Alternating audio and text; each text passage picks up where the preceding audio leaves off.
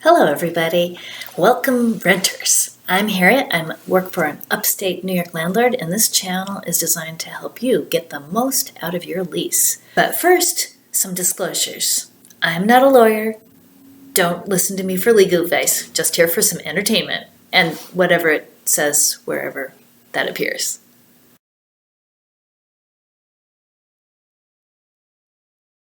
Today's topic is ERAP. Okay, well, the same as yesterday's topic and the day before, but today we're going to show you how to actually open your application for ERAP. Yesterday we did how to log in, and tomorrow we'll just keep going with all of the steps. So this screen here is what you will find at the ERAP site. Again, I will have the link below. Yesterday we already did the sign up. Today we're going to do the login. So we're going to go ahead and log in here. If your computer remembered who you are, it may be there for you. So go ahead and get logged in, and it will have, so this will require two-factor authorization, so it will send a code to the phone number that you used when you created your login. So go ahead and get that entered in, and click verify when that is all entered in. So now you can see we have gotten ourselves logged in. Look at that. So there's a little bit of how to apply here that'll have some information.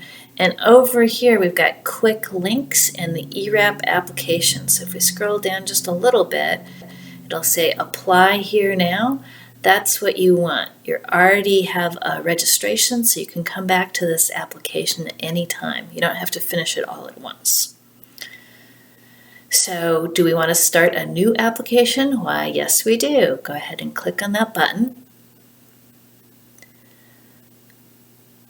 And here we go. And you can see up here you can actually choose your language. Probably could do that when we were registering, but here it is now. So you've got all of these choices in New York State at the moment. There may be more that are added later. Who knows? Stay tuned. But we're going to do this in English for the moment. So are you submitting this application on behalf of someone else? Yes or no? Your landlord can actually help you with this. Who knows why that just refreshed, but it did. Your landlord can help you put the application in. There are also community-based organizations that are registered with ERAP officially to help you out. Or if your computer skills aren't great, you might have, say, your favorite 7-year-old nephew helping you out. But in this case, we are not submitting it on the behalf of somebody else. We are doing this for ourselves. So then it's got a bunch of fields to fill in here. Let me scroll a little bit because I know my face is going to be blocking some of this. But so anything with a little red asterisk, that's required. Anything that doesn't have a red asterisk is optional. Some of this stuff, if you do it wrong, you'll get a little reminder to do it right. So we are example, last name, our date of birth will be April Fool's Day because we're just making this up as an example as we go along. But we are old enough to rent, 1970. We'll actually calculate your age automatically. Look at that. Then gender, you do have to fill something in, but you've got some choices. You can choose male, female, non-binary, or other. We'll do that. And then address line, you're going to put your address in. So obviously we're just making this up, but 123 Main Street. We are upstate. Now that's interesting. The autofill on this kind of went crazy. You can see what my computer did. So we're going to type out Elmira, and then we're going to change the zip code. And then it's going to ask for the email again. Now this may seem a little odd because we already registered. Let me scroll this for you too. The email here, this is what you would see whether you were already registered or not. Because we're already logged in, we'll be able to get back to it. But if we hadn't registered, we'd still be filling out the same thing, and the state will still need an email and a phone number to be able to complete this. So here we go. We'll go ahead and enter our email, and it wants you to re-enter it just so make sure that you've got the right thing. And then put in the phone number. And then it wants to know whether this is a mobile number or not. And if it is, it doesn't ask for anything else. Do you have a social security number? Now, for most people, the answer will be yes. And if you say yes, then you'll enter it here. As a fictional example, I do not have a social security number. However, this is important to remind you all, you do not need to have any given citizenship or status in the US. So it's quite possible that you would be eligible for ERAP and not have a social security number even if you are an adult. So it gives you a bunch of choices for other forms of identification.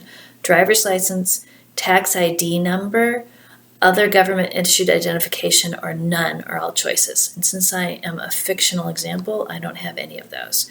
Primary language English, again, just like you can do this for the entire form, you can choose your language again here. And that will help the program know how to communicate with you.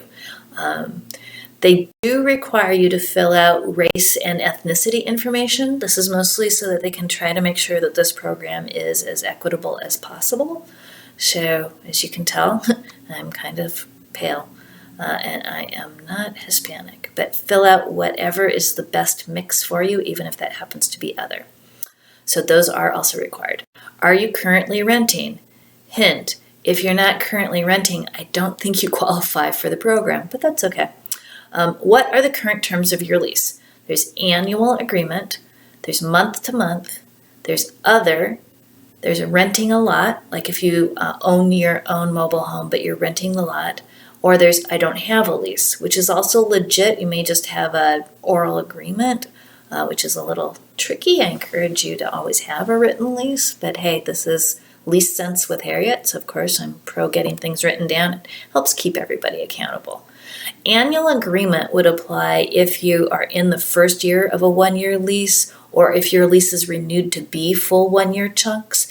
If you have a lease that was 1 year at the beginning and then reverts to month, and it's more than a year, if it's more than a year since you entered into it, you would choose month to month, even though it started off as an annual lease. I'm not sure how critical these things are. I think it's more for informational purposes. Current employment status, unemployed, employed, or self-employed. As a fictional example, I think self-employed is probably the best match for that. Are you a full-time student? Yes or no? It would be no. If you are a full-time student, you'll need to show that you are economically independent to qualify. If you are counted as a dependent on somebody else's tax return, I don't think you qualify, but check the ERAP FAQs or give them a call to double check, because hey, worst thing they can tell you is no. Has example last name filed taxes for the 2020 tax year, that is filed in 2021 for 2020? Why, no, I have not. If you have, that will be one easy way to show your income, right? Would you like to designate an emergency proxy or contact? In this case, no, but that could be a good option for you. Then we'll go ahead and hit save. We will get an application number, and it says save this application number. See this thing here? It's 5 characters. This is a key application number. I'll be graying this out because it's not a legit number, but this is what your landlord will need to find your application and get all the landlord required things uploaded, and your landlord will need to do that in order for you to get funded. So it is important to remember that. Your landlord will also need your birth date to tie to that application number, so that way the system knows that it really is finding the right thing and that your landlord hasn't, mistyped your application number. So look at that. We've completed the applicant information thing, and it's actually going right over to the next topic, which would be COVID-19 hardship. We will cover this field of the application in our next video. And as you can see, there's 1, 2, 3, 4, 5, 6, 7, 8, 9, 10, 11 parts. Really, when you get to part 10, that's done enough for your landlord to be able to participate. But there's a lot of steps. We will cover them all. Take care. I hope that was helpful and will help you make the most of your lease. Until next time, may your home be your best nest. Take care.